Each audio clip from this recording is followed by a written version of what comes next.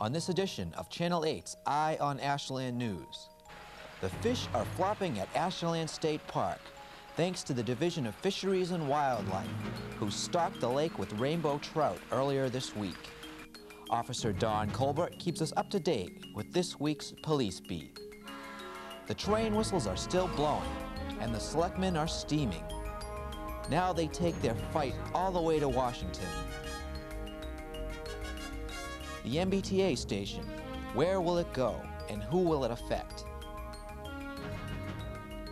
Earlier this week, two fishermen at Hopkinton State Park reeled in what they believe to be human hair. Divers from the state police were called in to search the lake. Pearl Oliver with the review of Angels in America, and John Stefanini with this week's State House Update.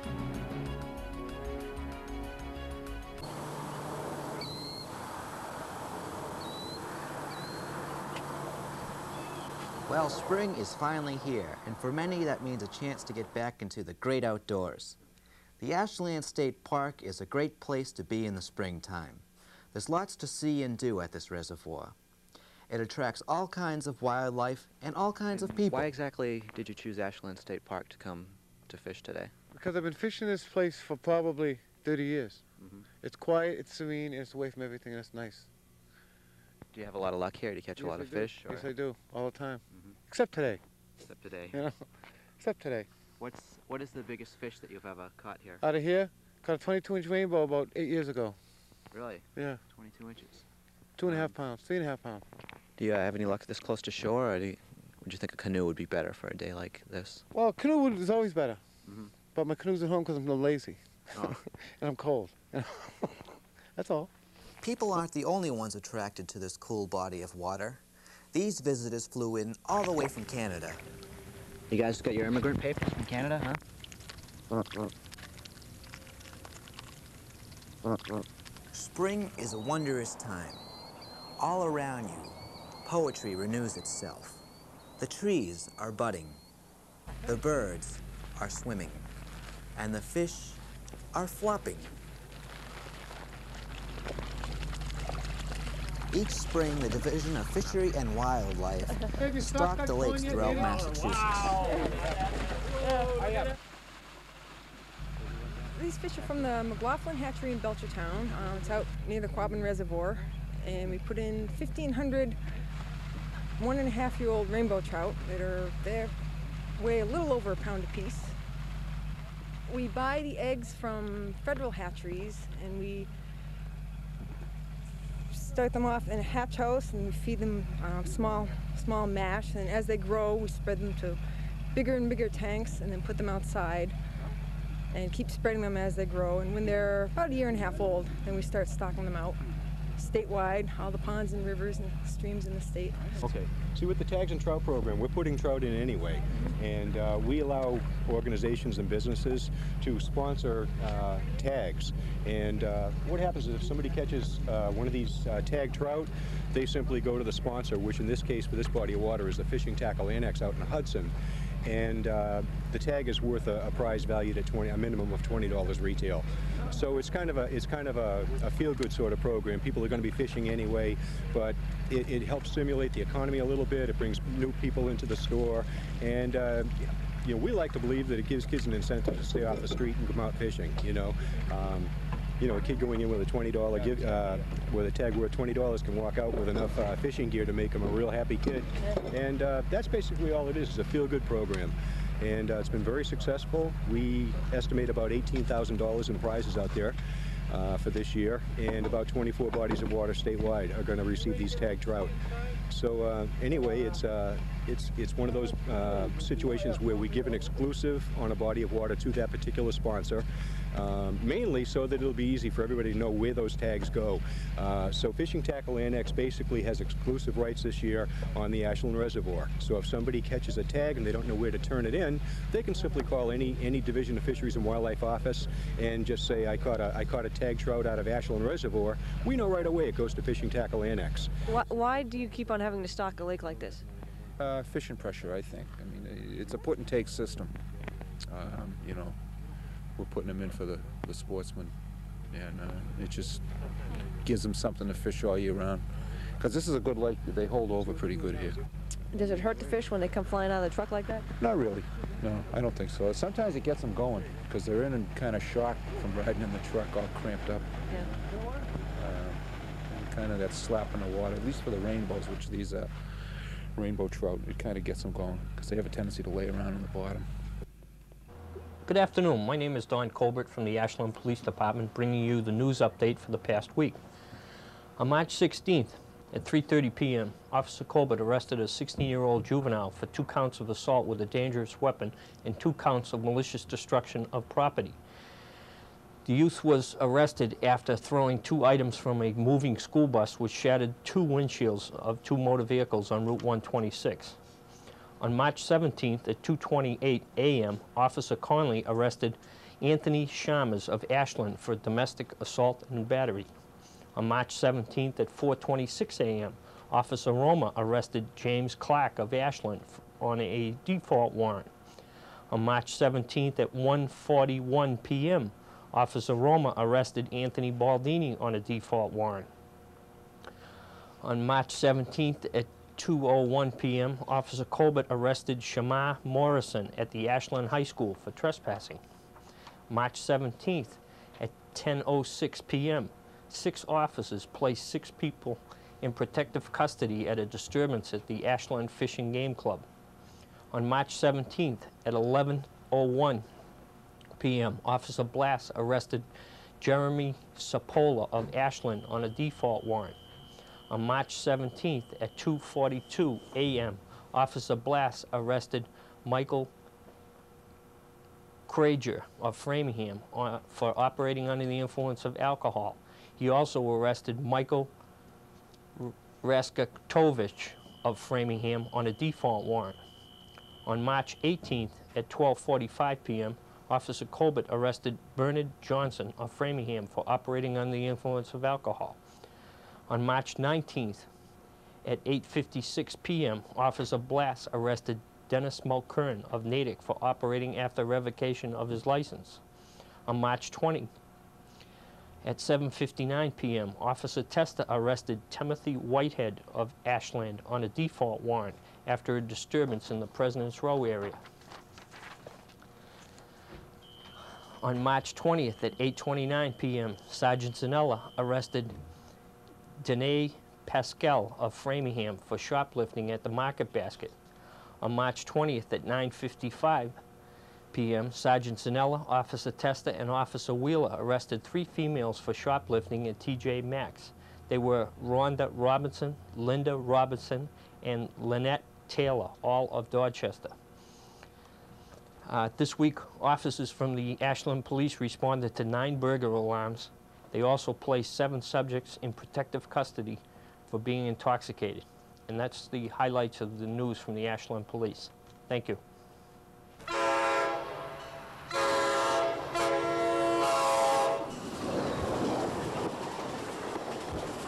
For some time, the Ashland Selectmen have been battling in Conrail over the issue of excessive whistleblowing through the downtown crossings. Now town officials have turned to Washington in their quest to find a solution.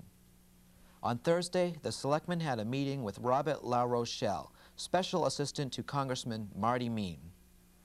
Well, we've been working on the issue since the Congressman was first elected in his first term. You know, it's a credit, I think, to the selectmen here in town that although they're facing a very unresponsive company in Conrail, that, you know, they haven't given up on it. And I think that that's the key in this whole issue, is to continue to try to find a way to resolve this major problem.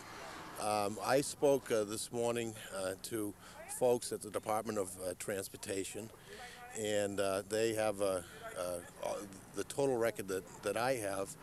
And if we can't work with the Railroad Authority, we'll go right to the Transportation Department, which controls them, and try to find a way to resolve this.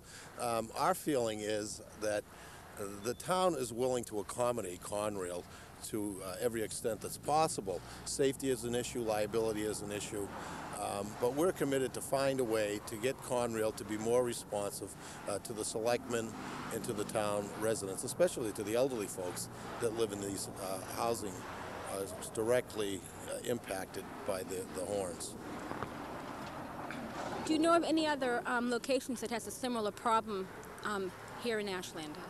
Well, not in Ashland. I mean, in Ashland, this is really, these two crossings are a great problem. We've actually experienced a similar problem in Andover, which is on the other side of the district. In speaking to the Department of Transportation this morning, this is a problem that's cropping up more and more all over the United States, something that they really haven't begun to address. And hopefully through the efforts of the congressman working with the selectmen here in town, that we'll be able to get them to move on it. You know, it's a problem when you go to bed at night and you can't sleep. And there's got to be some movement on the part of Conrail to be able to do something about this. How do you think would be the best way to resolve the situation, and how fast a solution do you think we could see for this problem? It's really difficult to answer that. We've been working with local folks up here primarily. With the selectmen have been to Selkirk, which is the Conrail regional office up here. However, if it takes it to the level that the congressman has to work directly with the secretary in Washington, I mean, he's committed to do that. It's really not the proper channels, but we're really getting no relief on the levels that we're working on at this point, which is the reason that the congressman asked me to call the assistant secretary's office this morning. So hopefully we can resolve it on a local level. Doesn't look good.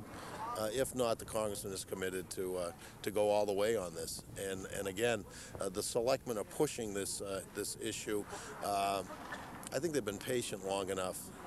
In related news, the NBTA officials will be in town to discuss plans for the commuter rail station. The Board of Selectmen has been in contact with the NBTA, and we will have a public hearing on the 29th, this coming Wednesday. And we're not sure on the location because we're afraid it could be a large turnout. So we have a tentative at the meeting room at the Selectmen's room, but we might move it up to the high school if possible, and the little theater. Middle school, I'm sorry, the middle school. Middle school, Dexter says. And the reason is we expect a very large turnout.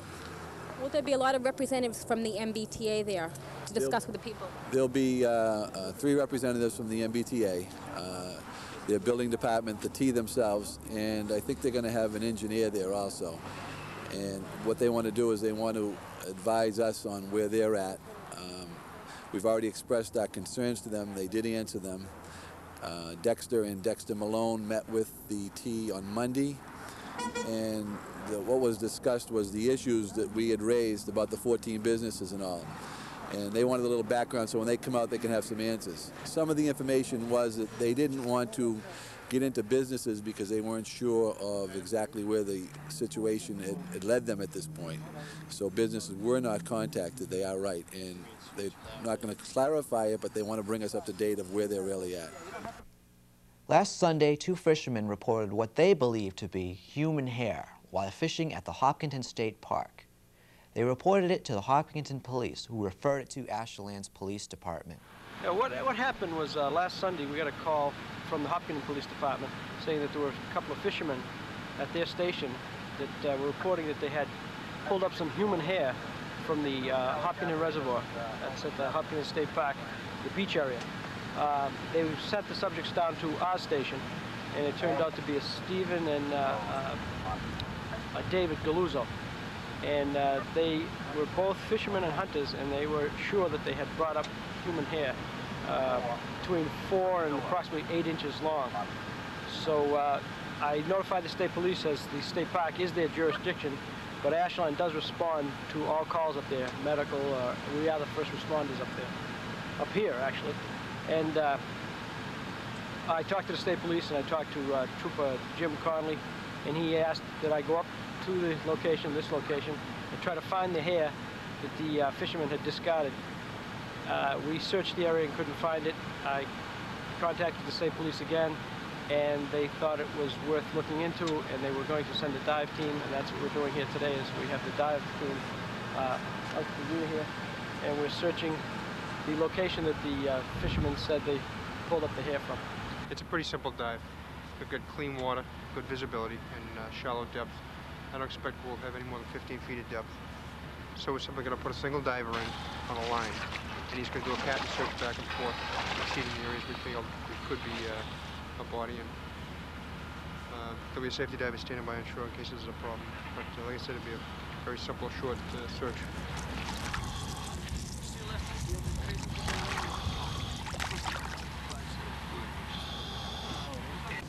Well, a lot of times you will kind of swim over the same spot. What it is you have a line handle up here who's kind of controlling your movements. What you try to do is keep the line as tight as you possibly can, maintain that search. And he's kind of guiding you on where to go, where he's giving you signals. What you're doing is when you're coming back, hopefully you're kind of touch upon the places you've already been, so you're overlapping places to make sure that you don't miss anything in between. Could you tell us what you were seeing when you were down underneath the water? Okay, yeah, the water is it's pretty clear. Visibility, I'd say, was 10 to 12 feet. It's a pretty clear bottom, sandy bottom.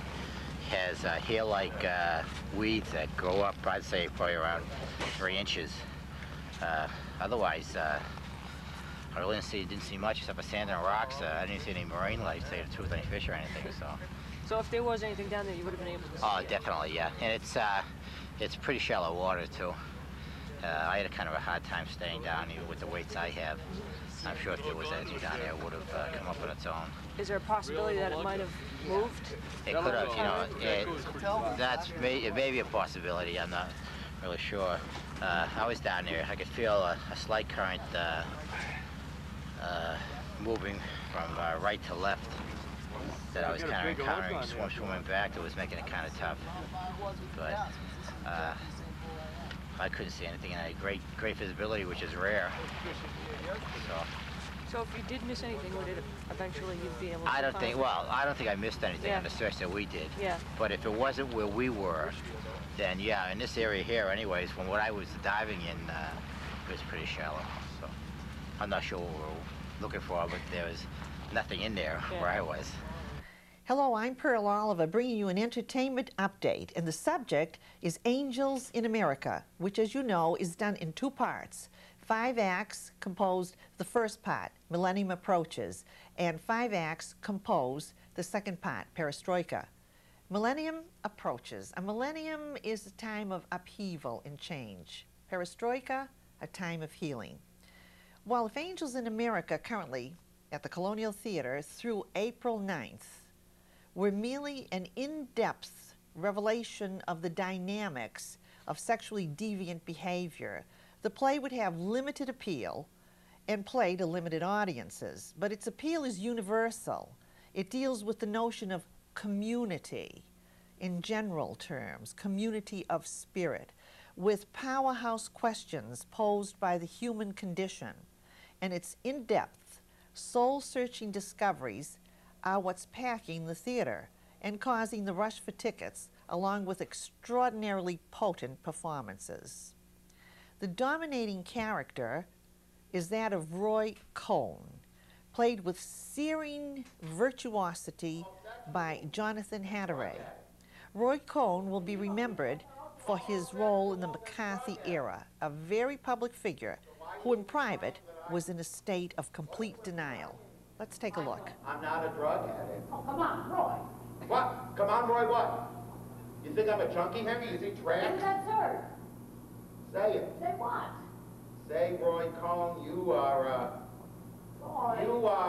not Roy Cohn, you are a drug fiend. Roy Marcus Cohn, you are, go on, Henry. It starts with an H. Oh, I'm not. With Roy. an H, Henry. And it isn't hemophiliac. Come on. What are you doing? Now say it, I mean it. Say, Roy Cohn, you are a homosexual. And I will proceed systematically to destroy your reputation and your practice and your career in New York State, Henry, which you know I can do. for the Entertainment Review. I'm Pearl Oliver, bidding you ciao for now.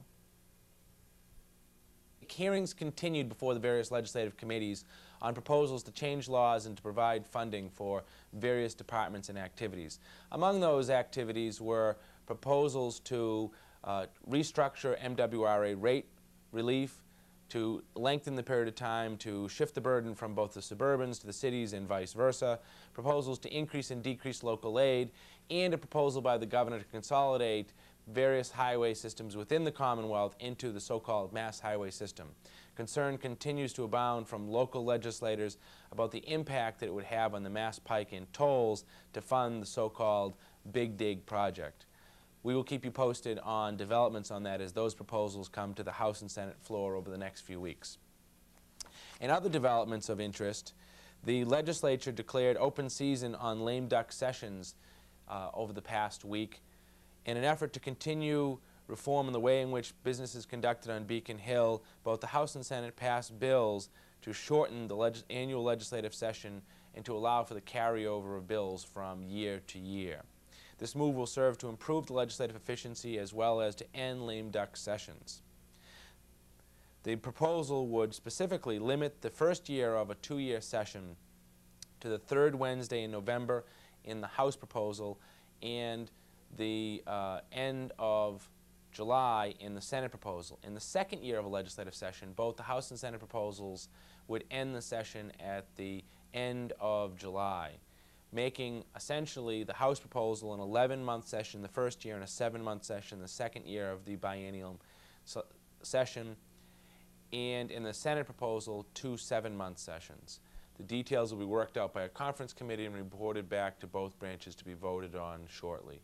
I will keep you posted on the status of that, but I would say in combination with previously enacted strict campaign finance laws and previous rules reforms in both branches, this should go a long ways in increasing efficiency. In addition to that, the rules require that at the end of each session, the legislative committees conduct oversight hearings, which is intended by our state constitution to ensure that laws passed previously and proposed currently, as well as funding, are being done in an efficient and an effective manner, and proposals will come from that. That should go a long ways in increasing legislative oversight. Also of interest to local consumers, the legislature passed an act this week to curb consumer quagmires. The legislature declared a victory for the Commonwealth's consumers by passing a proposal that will serve to improve access to consumer credit records as well as to remove the nightmare of correcting faulty records. The bill attempts to minimize errors by requiring credit reporting agencies to provide a free copy of the consumer's report on an annual basis. Furthermore, agencies would be required to investigate disputed information within a 30-day period. If the data on the report is found to be inaccurate, the agency would be required to correct this information within 3 days. These errors can cause irreparable harm to consumers who lose opportunities for credit, insurance, employment, and for housing. I know personally I've received many calls from residents of Ashland and Framingham concerned about the impact of inaccurate credit reports on their credit history. Again, this is State Representative John Stefanini reporting to you for Eye on Ashland News. Thank you.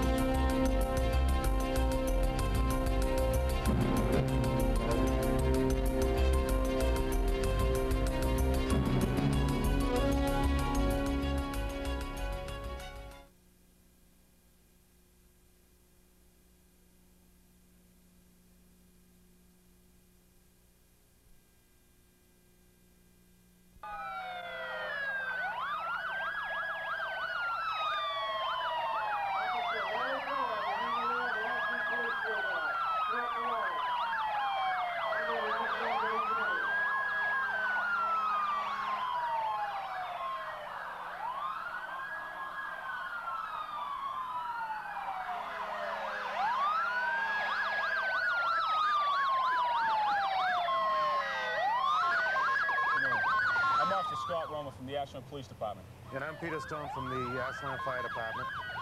We're here today to talk to you about emergency response vehicles.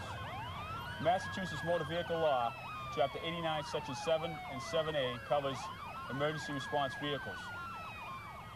Emergency response vehicle would be any fire truck or fire apparatus, any police patrol vehicle, or any ambulance. What you're required to do as an operator of a motor vehicle is to yield to the right-of-way on any street, way, lane, or alley. It's a concern of ours regarding responding to emergency calls. And what this law requires is that every operator of a vehicle shall immediately drive as far as right as possible to the right-hand curb or side of the road and shall remain at a standstill until such emergency vehicle has passed. And the importance of this, especially with the ambulance apparatus in response to the hospital, is this allows a really smooth and safe transport to the hospital with the less swerving and trying to pull through traffic.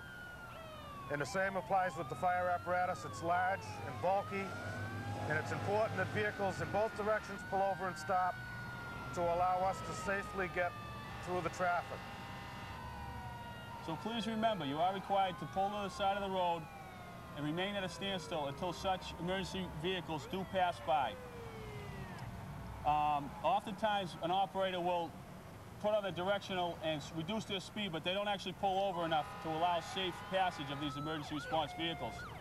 Anybody who willfully or intentionally obstructs the passage of any emergency vehicle is subject to a fine of up to $100 and or imprisonment in the jail or house of correction for up to 3 months. Thank you very much. We appreciate the courtesy you show us in your driving through the streets of Ashland. Drive safely.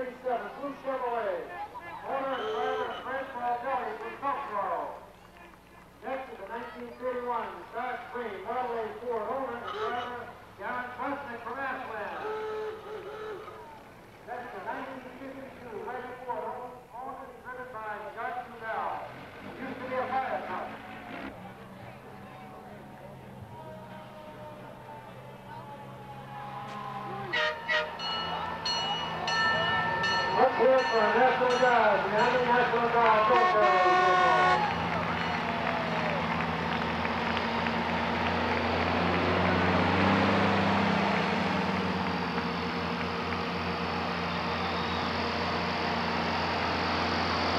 This way. No, it's dirty now. I should have picked it up.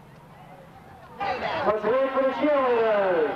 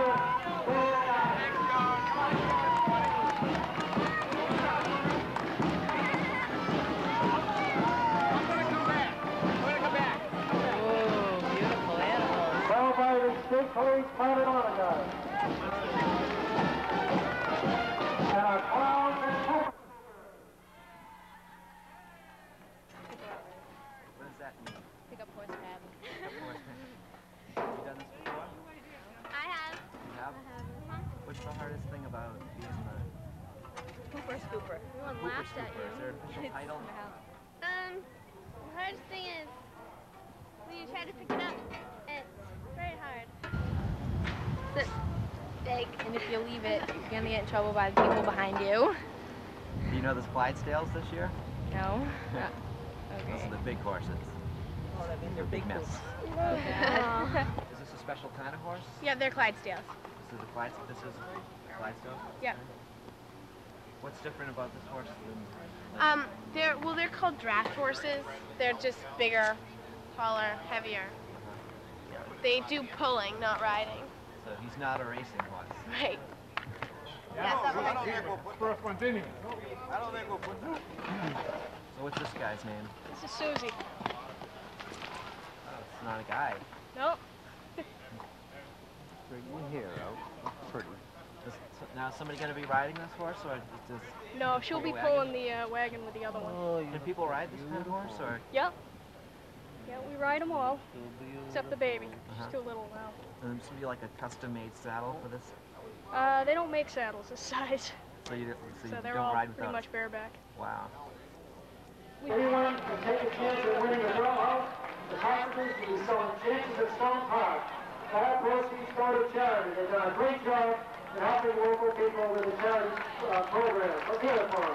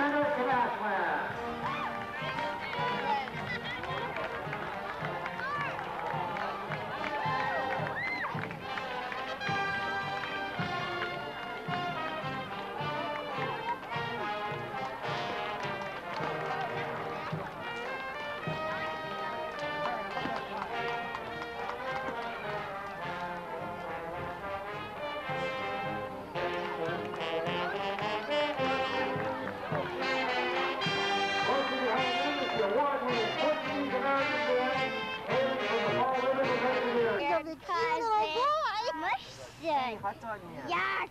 What's your name? Mustard. Be nice. Tell me your name. Tell me your name, How does Brian. this go on? Yeah. But that like that, yeah. That's like that. Cucamonga. He's a cucamonga. You gotta show him who you are. Let's see if we can tie this on. He's my cousin. Yep, Linda's My lunch and Linda's weird dolls. little- Or hold your hands. I'm yeah? from Linda's Golden Doll. He's from Linda's what? Who are you? That's Shelly. Yeah. No, I mean, who are you dressed up doll. as? The doll. A doll? Yeah. I live in your dome. There's the hot dog man. Yeah. What are you gonna do if people try to eat you? Oh, kill them. I would let them. I hope we're gonna march them together. I can't believe 3 people and a big bully. Yeah. Big bully, big bully. You're gonna be on TV, so watch what you say. Condiments you got on your back there, mustard and Yep, I have my ketchup, the mustard. ketchup arms and mustard. Ketchup. Yum. He looks good too. Let's put some relish on it, You kid. have to pull this down so you can't see Can the you put shorts. a little relish on this guy? I can. A little relish.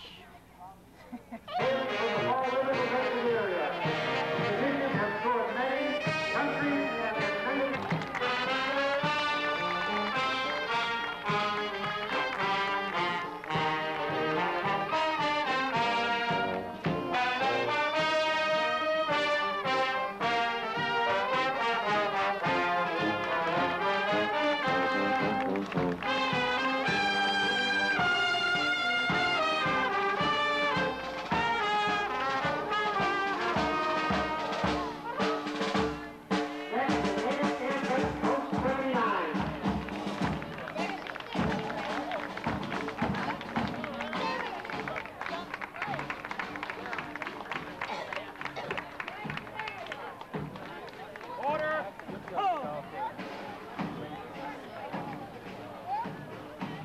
Also got a car from Also a car from American Legion Post 107 in Native.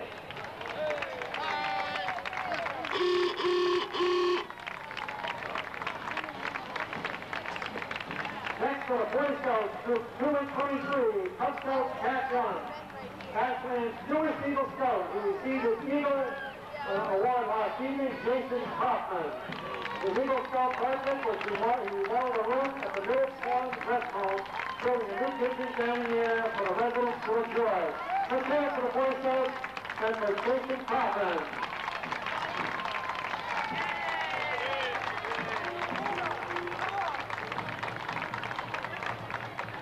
Here come the Cub Scouts, and they are followed by the Girl Scouts from Troop 2371.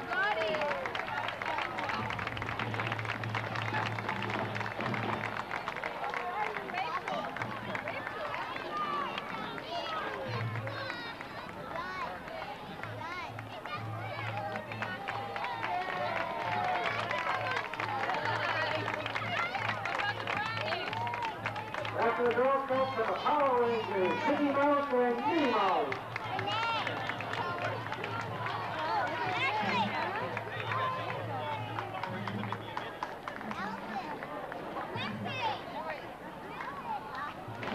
So support the local Ashland Lions Club.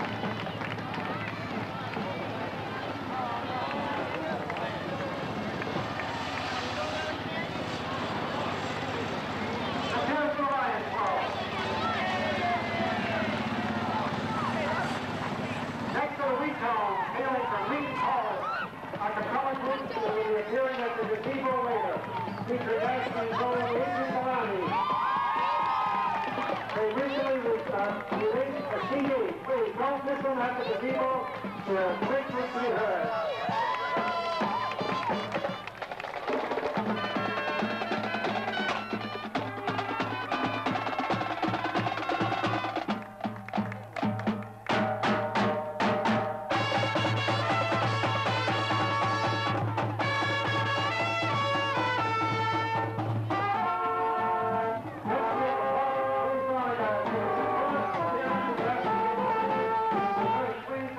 To have the Boston Police Autograph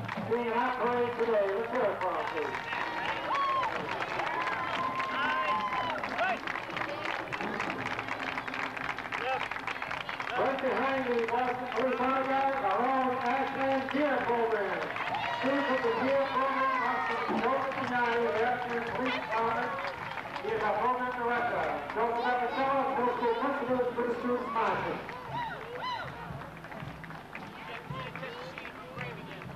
Peter Cassini is also from Framingham in the Framingham Gear.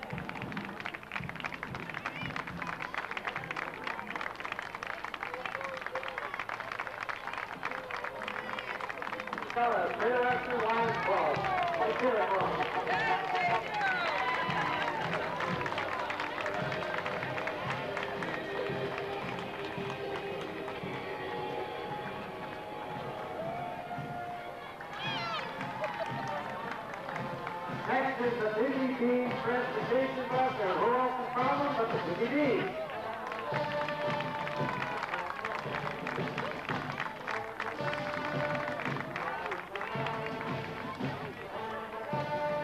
Coming up to the rear is the Boston City Street Band, here for the next.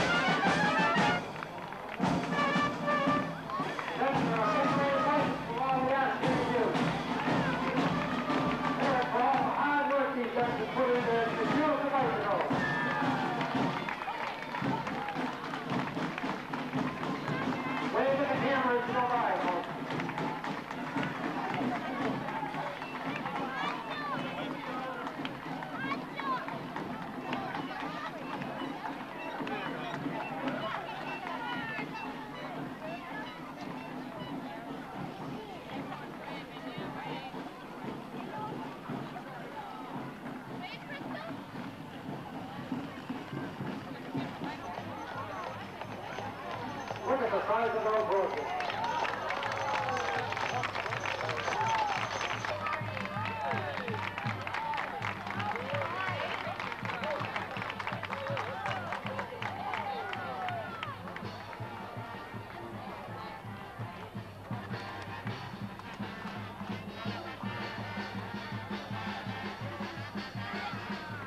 Clown, and more clown. The school community. We also have on the girls team with us. Retired Lincoln is the same guy here. We're here to see the students. Boys and girls up there at the slide there.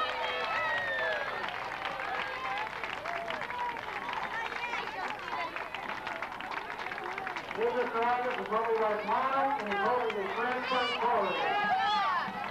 Erica! Here's all the girls school students.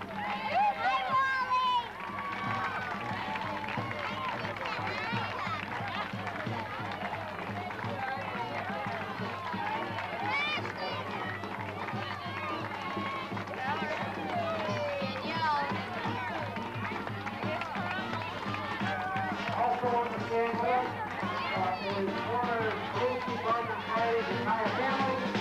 They're ready to let up here. Let's go on the stand.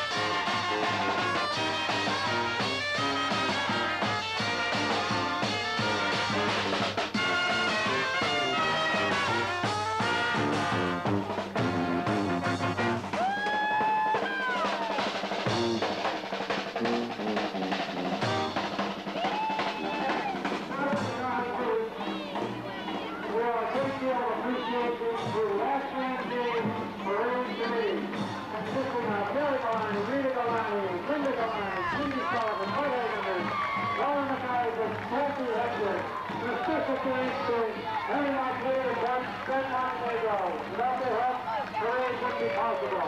Let's hear it for the hard-working Ashland Day Committee. Opening ceremonies will be immediately following the end of the parade at Stone Park. We hope you've all enjoyed Ashland Day. Mike Kaczynski and I, the UPN committee members, want to thank you for coming, and please help out Ashland Day next year. Thank you very much. Okay, we'll see you. Same here. Great parade. Thank you. Thanks a lot.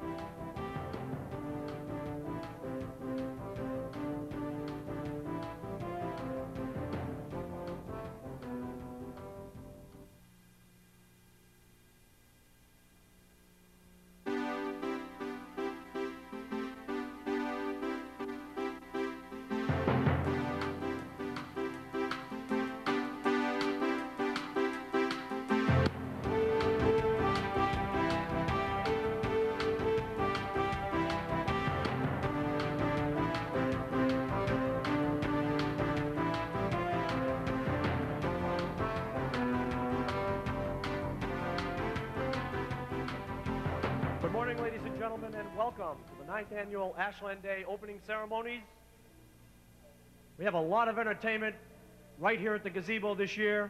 3 very talented groups of musicians and vocalists, and we look forward to entertaining you all day long. So grab a bite to eat, come over here and sit in the shade under these tents and have a good time. We're going to try to keep the ceremonies brief.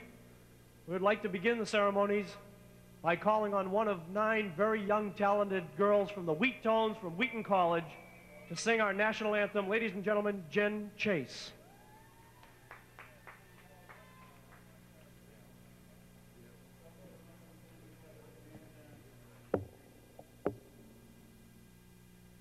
Oh, say, can you see by the dawn's early light what so proudly we hailed at the twilight's last gleaming, whose bright stripes and bright stars through the perilous fight o'er the ramparts we watched were so gallantly streaming, and the rocket's red glare, the bombs bursting in air, gave proof through the night that our flag was still there.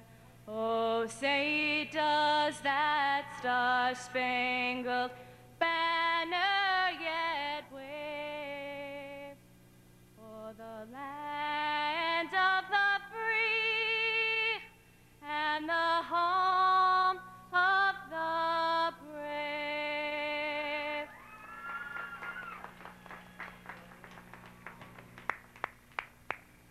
Thank you very much. That was Jen Chase, one of 9 lovely Wheat Tones here to entertain you. And if you like that, we can multiply that by 9 a little bit later on. And you might be able to see them featured in the food tent, as well as small groups setting up from time to time on the field.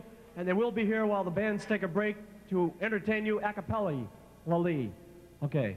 Next, I would like to present Ashland Day committee member Kathy Hebden to present the presenters of a couple of special awards. Kathy Hebden. Each year, the Ashland Day Committee recognizes outstanding citizens with awards. The Grand Marshal Award is an award for town spirit and pride. It'll be presented by Linda Galani, chairperson of the Parade Committee, and Ben Montenegro, founding father of Ashland Day.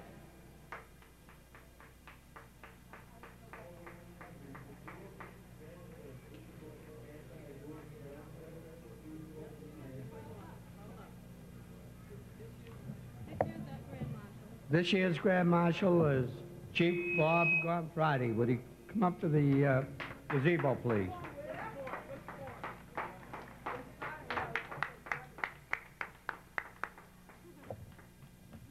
I've had the opportunity to work with Bob for about 9 years, and in most cases I didn't know whether he was running my department or I was running it.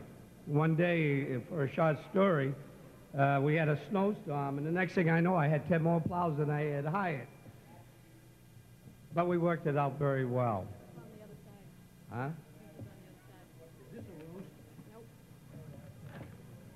Okay. This is the Chief Gone Friday. Now, I was asked to read this thing, you know, and I said we were very proud to introduce this year's Grand Marshal, Chief Bob Gone Friday. If any of you know the history of Ashland Day, you know that the Chief has always good-naturedly teased us about the amount of work Ashland Day creates for our police department, which is why he has always prayed for rain on Ashland Day. Many of you may be aware of his annual rain dances. He got fooled He got fooled. It must be raining. He's here. We decided this was our year to get him. While we hope you enjoy the float, it certainly was fun for us to get the Rain Man. But in all seriousness, we would like to acknowledge Chief Gone Friday for all he has done for us, serving the town for 32 years in the Ashland Police Department. For those of you who don't know, the Chief grew up in Ashland. After serving in the Navy, and I think that's wrong, it was Air Force, yeah. He wanted to get in the Navy and they wouldn't take him. In 1962, he became an officer on the Ashland Police Department. Quickly proving himself as a police officer, he advanced to sergeant and eventually became chief in 1974. God help us. His accomplishments as chief are many, but most importantly, he has been a chief of the people, making himself accessible to all. Chief Gone Friday has always been there for us, always the first to volunteer whenever asked, and always with a great sense of humor. And it is with humor and respect we would like to acknowledge him and honor him, and we are pleased to have him as our Ashland Day 1994 Grand Marshal. Let's thank him for being a good sport. Robert.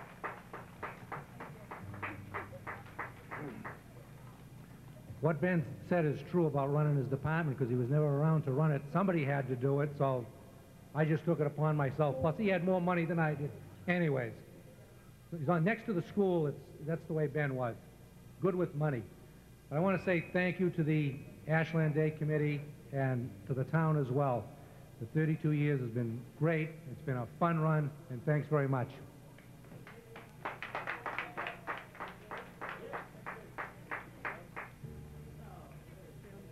No, I don't need it. Our second annual award is for the Rick Galani Citizen of the Year Award.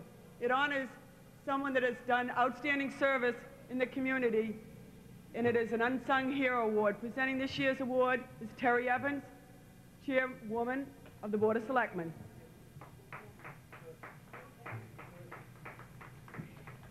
Thank you very much. This award is special to me every year, but it is particularly special to me this year. First, because of the man after whom it was named, Rick Galani, without whom you would not have the sorts of festivities you see before you today. In his spirit, we've named the Ashland Citizen of the Year Award after him as the Rick Galani Citizen of the Year Award. I can think of no better recipient than today's. He has served the community in many capacities, which I'll embarrass him with when we get him up front. I would like to present this year's Citizen of the Year Award to Ron Davis, if he could come forward, please.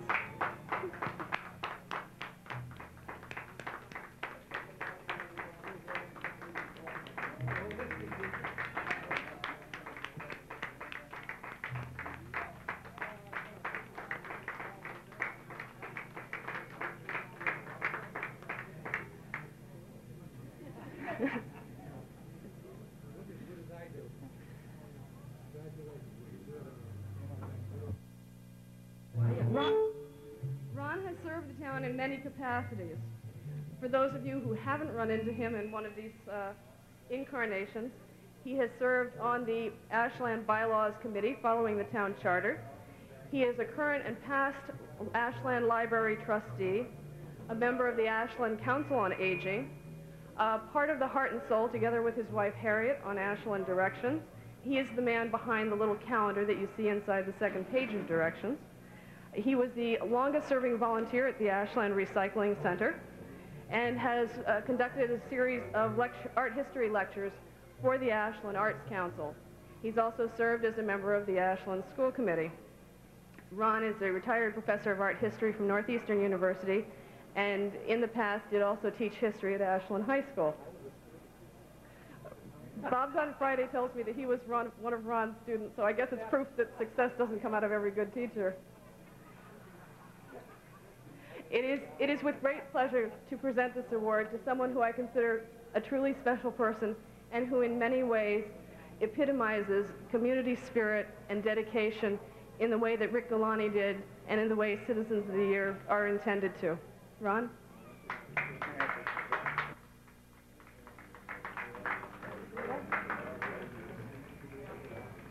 I would also like to draw people's attention to a series of very attractive plaques which Kathy Hebden has been putting together for us.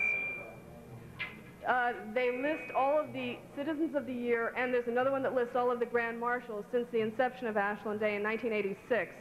And I believe they will be hung in the Ashland Library for all to see. So Ron, not only do you have the plaque to keep at home, but you're commemorated permanently in the library. Ron, would you like to say a few words? Well, first of all, I'd like to say thank you very much to the Ashland Day Committee and the people of Ashland for this honor. It is completely unexpected, and I wondered what the devil Terry was taking me over here for, and now I found out, and I'm very pleased to have been a part of Ashland for well over 60 years, and I hope for another 60 to come. Thank you very much. Okay, just a nice round of applause for both the Grand Marshal and the Citizen of the Year, and then enjoy the festivities.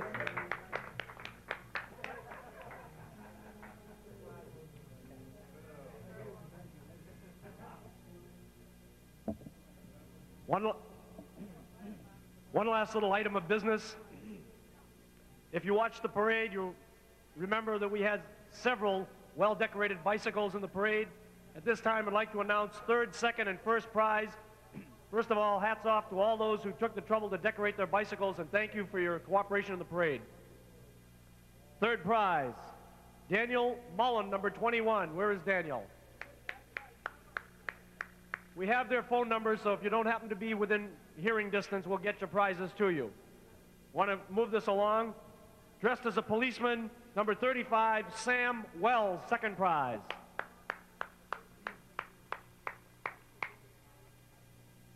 And first prize, a very dressy outfit as well as a dressy bicycle, number 19, Vanessa Connolly. Congratulations to all the bicycle prize. There she comes. Come on up, Vanessa. Did you call me or something? When? Now we're going to turn the gazebo over to some real good entertainment. Those of you who like swing or possibly have never heard big band sounds live, these guys will knock your socks off. And at 2 o'clock, we have a real good, hot country western band. If you like country western music, swing by again around 2. And in the meantime, when the bands take a break, we have the Wheat Tones from Wheaton College, 9 very young, talented women that will perform you with no accompaniment. So we look forward to a tremendous afternoon of entertainment. Thank you very much.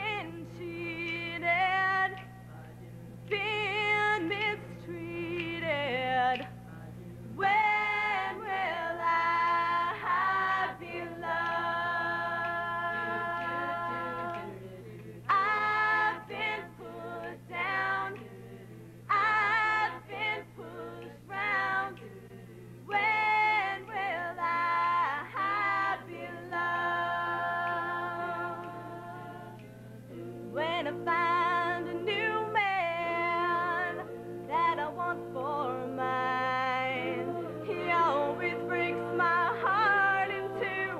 It happens every time. Whoa, I've been made blue. I've been lied to. When will I be loved? When I find a new man that I want for mine, he always breaks my heart in two. It happens every time. Whoa, I've been cheated, been mistreated. When will I be loved? When will I be loved? Tell me, when will I be loved?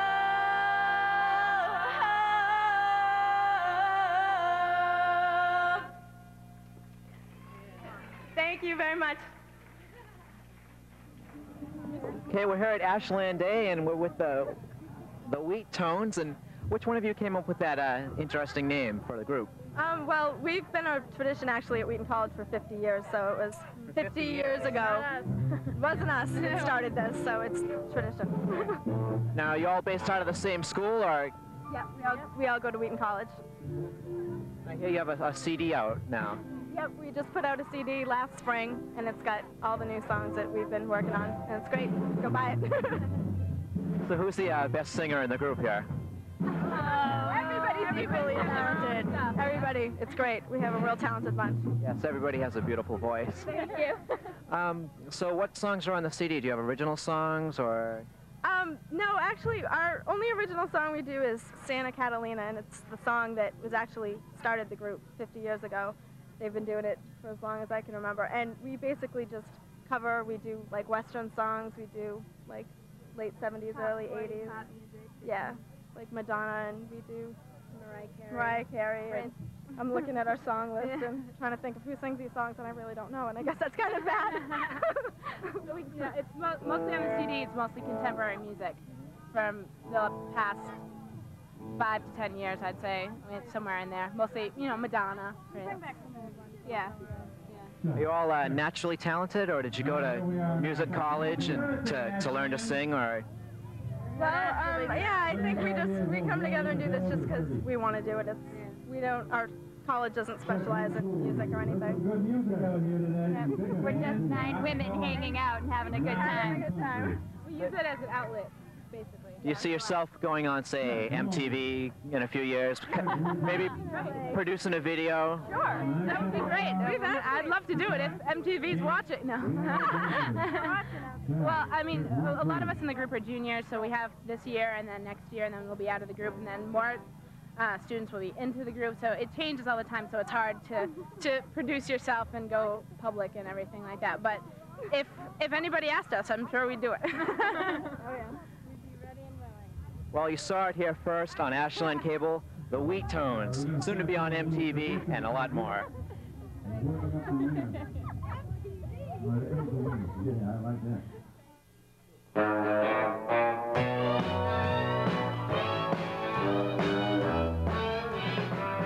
Just call me lonesome, well, heartbroken and some, 'cause I ain't got no one since you've been gone. Well, you call me baby, well, I've got a new name. I don't need my old one, call me lonesome from now on. You used to call me your one and only, but now you only call me someone you once knew. You were my angel, since I ever he came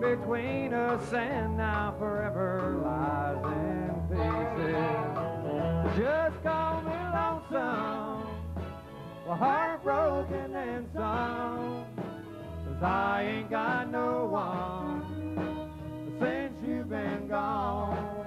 Well, you call me baby, but I've got a new name.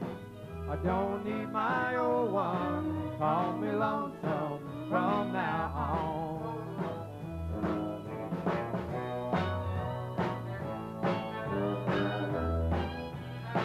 Well, I see you with him and fall apart again, remembering when I was the only one you needed. You said forever we'd be together. Well, he came between us and now forever lies in pieces. Just call me lonesome, well, heartbroken and some, 'cause I ain't got no one since you've been gone.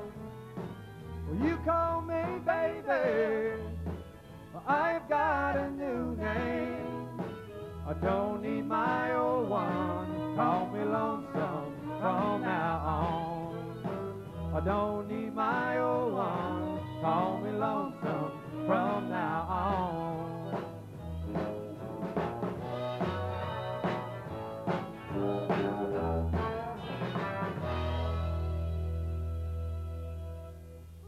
Thank you. We're trying to support our class of 99. So we have all these little games for 25 cents. Hey, do you want to play? Winner every time. What do you want to play? That is Megan Sullivan. It's only a quarter. This is Lisa Grinstall, the very enthusiastic one. Over here. Maggie Wilson. And like everyone else in the class has been helping us out. All right, we hope to use it for activities that we're going to do throughout our high school. Like when we're juniors, we'll help money for our prom and all other like field trips and stuff we want to take as well. Money will help. Hi, my name's Anthony Criticos, and I'm the class president of the class of 98. To my right is Sean Thorpe, he's the vice president, and Jamie Powderly over there is our student council rep. And basically what we're doing is selling candy, and we also had planned to have a cartoonist draw caricatures, but he didn't show. And basically what we're trying to do is raise money for the future years, such as the prom and other dances in the future, to just have money in our bank. We're selling cookies and cupcakes and brownies to help support the yearbook. We're trying to reduce the cost and give it to the seniors free this year. Hi, welcome to the class of 1995 Creamer Senior Booth. I'm Mariana Giambetti, the class treasurer. It's Jamie Kasparian, Eric Thomas, Jeremy Seafoot, Dave Nicky, Jen Tracy, Bridget Todd, and that's our class president, Jim Tessier, in the booth getting creamed right now. Just to raise money for our class. You get, for $1, you get 3 tries and cream any senior you like. And we also have another booth, the dunk booth, it's over there.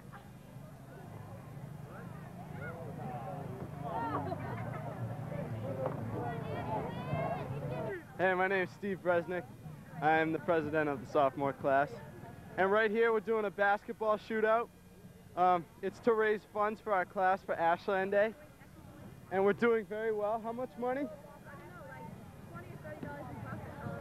$20 or $30 in profit. We're doing very well. 50, somebody else says. So that's about it. You gonna be here all day? Yeah, we'll be here all day until, I don't know, 4 o'clock maybe, until it's done. Yeah, do you take turns running the booth? Well, some people have been here all day, some have left and come back. I've been here most of the day, but I walked around a little, so. Hi, I'm Amanda Slater, and I'm secretary of the Ashland Theatrical Society. Hi, I'm Laura Wilson, and I'm the historian.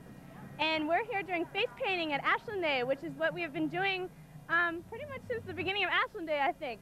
It's pretty successful. We're hoping we'll raise enough money so we can put our shows up.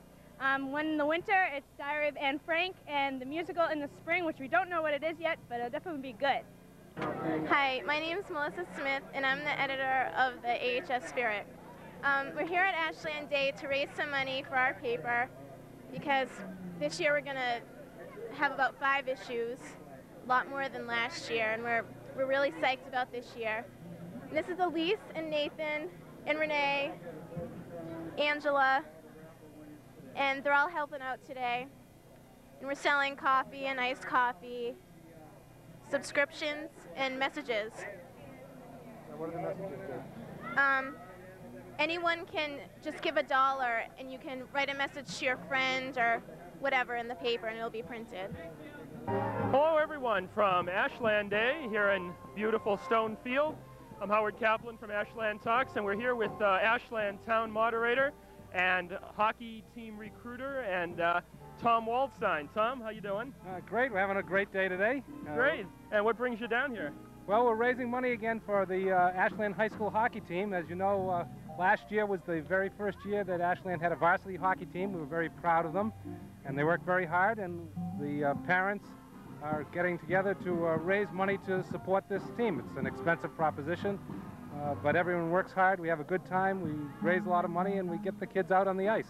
Terrific. And I noticed that behind us we've got some of Ashland's future high school hockey players doing some one-on-one there. Can you tell us a little bit about that? Well, that's exactly right. There's a very good youth program in this area, has been for a long time, and we want people to know when they're young that they have a goal that they can achieve. They can continue on and play right through Ashland High School. And by getting these kids interested when they're young, then they'll be effective and complete players when they get up to the high school level, and that's what we're hoping for. Great. And now tell us a little bit about this competition. Now, how does it work? What's going on? Well, we have 2 different events here. One is shooting on a live goalie, in which we have a series of guest and celebrity goalies, including the high school coaches and high school captains, high school goalie, including Ralph Olson, the principal, and other notable goalies that the kids love to score on or love to hit, as the case may be. So it's a perfect opportunity for those in Ashland, you know, who have a beef with the principal, not that anyone does, to basically give it a good shot. And we are using slightly rubberized pucks for just that reason. Great. So how you doing? What's the bottom line today on money? You doing well? Well, we've been busy the entire time since the moment that it opened. There's been a line, and so we're having a great day. Great. Now, how does this jive with your position as town moderator in Ashland? How is it different? How is it similar?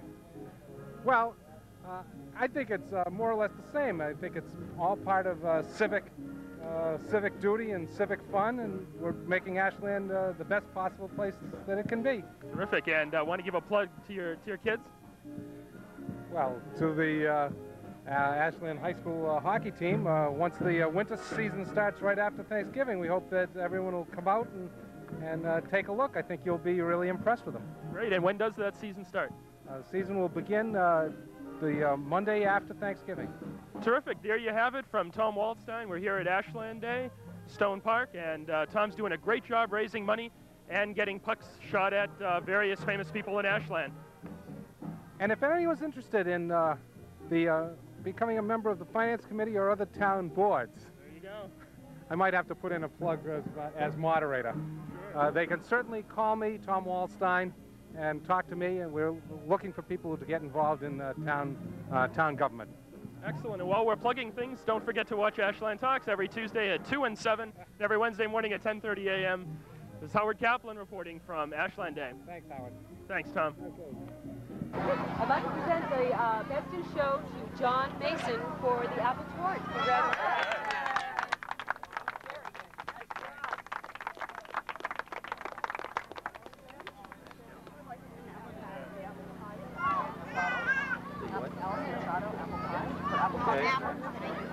I'd like to present the first place in the apple pie category to Allison Machado.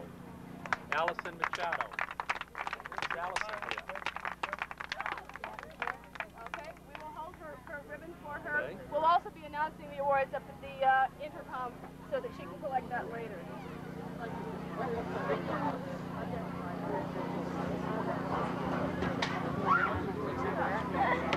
I'd like to present this to the pear walnut torch of Bonnie Gentile for the other fruit pie category. Yep.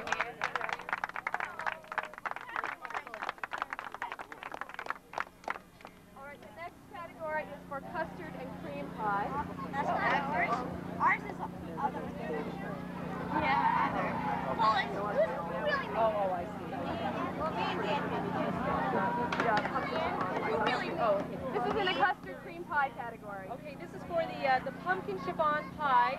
Marianne Smith. Right here. Congratulations.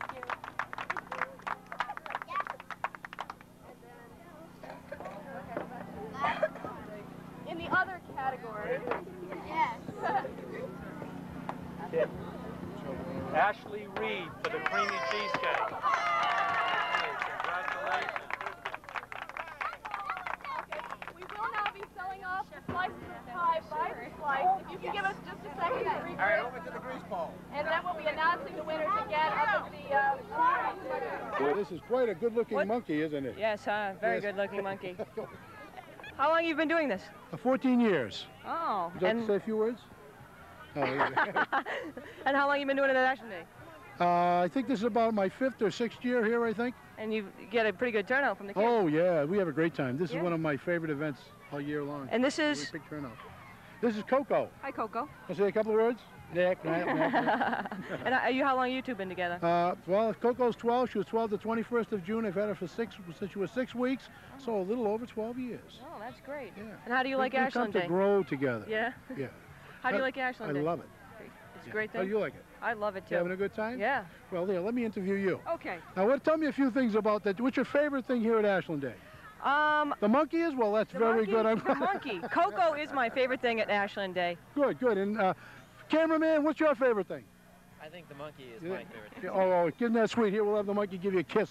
Here, Coco, give me a little kiss on the mic. Come on. Give me a kiss. Give me a kiss. Give me a kiss. Give me a kiss. There you are. I don't know if you got that up close, but. Well, thank you very much. Thank you very much. much. You want to come with me? No, she wants you to stay. Oh. We want to ham it up a little more. Well, you know, I have monkeys do tend to gravitate towards me. I don't know why.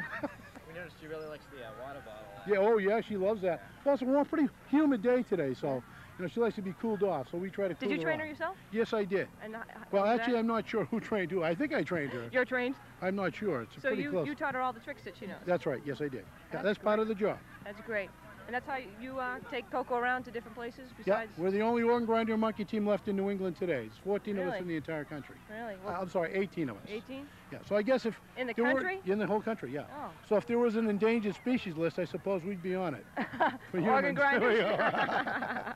Well, okay. it was Thank you nice- very much. Nice talking to you. You too. Have a great day. Yeah, you too. Bye-bye. Bye, Coco. So, what's your name? Lucas Maloney. What is it?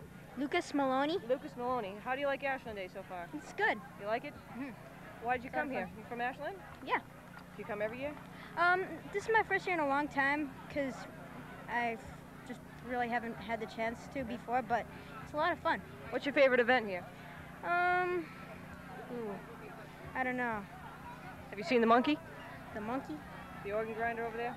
Oh no, there's a real monkey? There's a real monkey over Oh, there. neat. I'll have to Check see it that. out. Can I have your name? Evelina Brown. And what are you doing here today at Ashland? I'm taking photos. And how long you been doing this at Ashland Day? This is my 4th year at Ashland Day. Earlier today I sold tickets and I did traffic control. Traffic control, was that a tough job? It was pretty tough, pretty tough. It was lots of fun though. What do you like most about Ashland Day? The people. People like you, him, all the people that come out, enjoy themselves, have a good time. I really like it. So how do you like being on the Ashland Day committee? Tough work? It's all right. I especially like working with Helen and Bill and Kathy, people like that, you know, nice people. I heard they're really, really great people. And Penny Booth, what are they about to do to you? They're going to lift me very high in the air. Very high. Very high. And you Probably trust about these men? 75 feet. I think so. That's good. Are you scared? No, not at You're all. Not at all. Not at all. 75 feet Piece in the of air. cake. A true stunt woman, ladies and gentlemen. Two, fearless, brave. I predict lots of screaming and yelling. We're gonna go from the tower.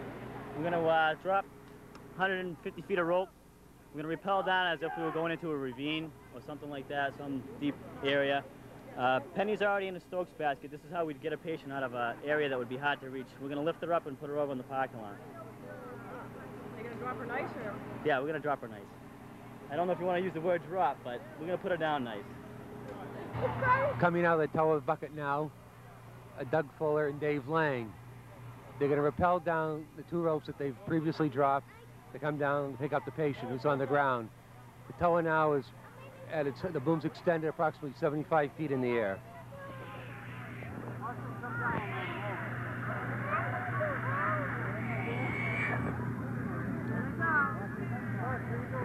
They're coming out right now.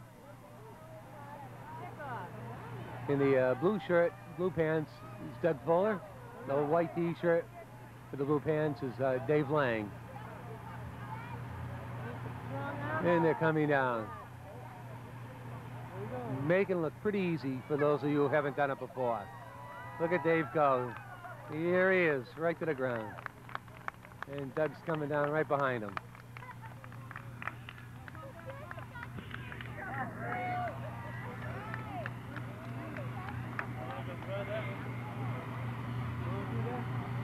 They'll disconnect themselves now from the ropes.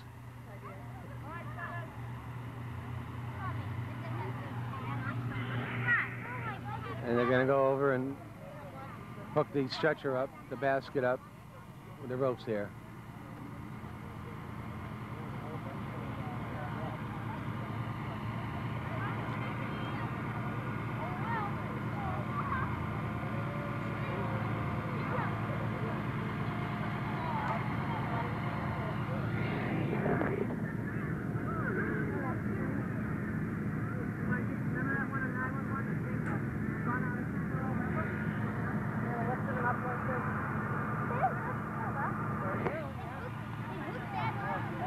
They're lowering the tower now, and they're going to connect the stretcher to the bottom of the tower bucket. Aerial towers are much more maneuverable than the old aerial ladders, in the sense you have the platform at the top where a firefighter or firefighters are able to stand and operate. They're coming down now. The two firefighters on the ground are giving directions. The tower bucket's being operated by firefighter Dennis Eldridge.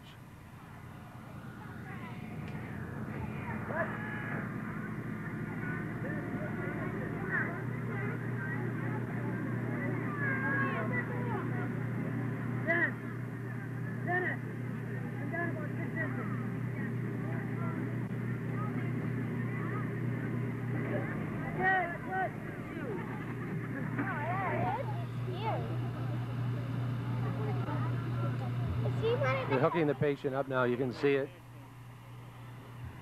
Attaching the rigging.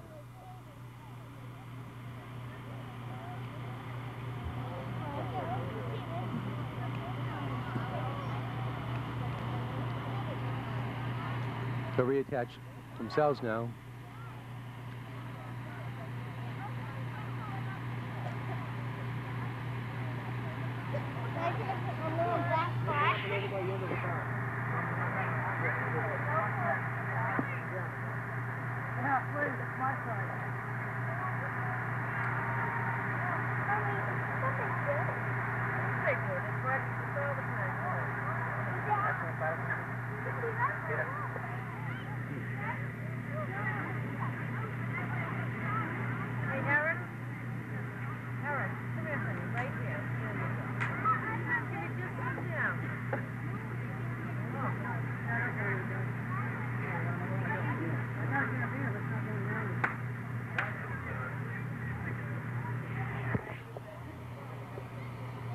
They're hooking themselves up to the stretcher as well with their ropes, and they'll be evacuating the patient where she could be transferred to an ambulance or transport to the hospital. 2:30.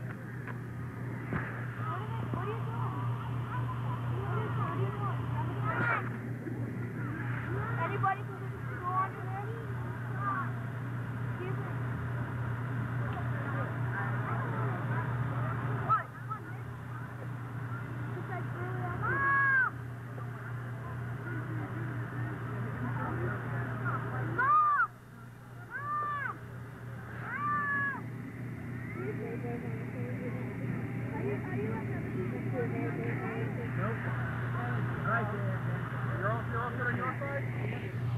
They're all set now. They're going to begin lifting the patient out of here. Hi, Benny.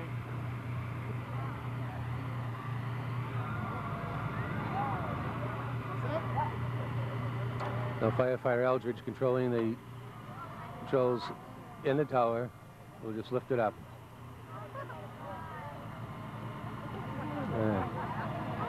Up they go.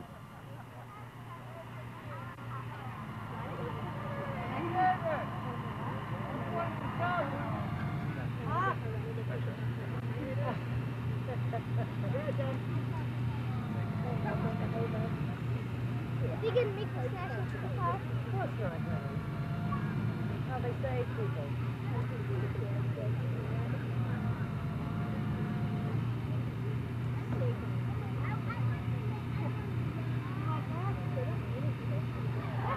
Had this person been seriously injured, they would have been transported to a waiting ambulance and transferred to a hospital. On occasion, too, now we use the life flight helicopter or the University of Massachusetts Medical School in Worcester for severely injured patients. And that concludes the demonstration. A nice round of applause from the crowd watching it.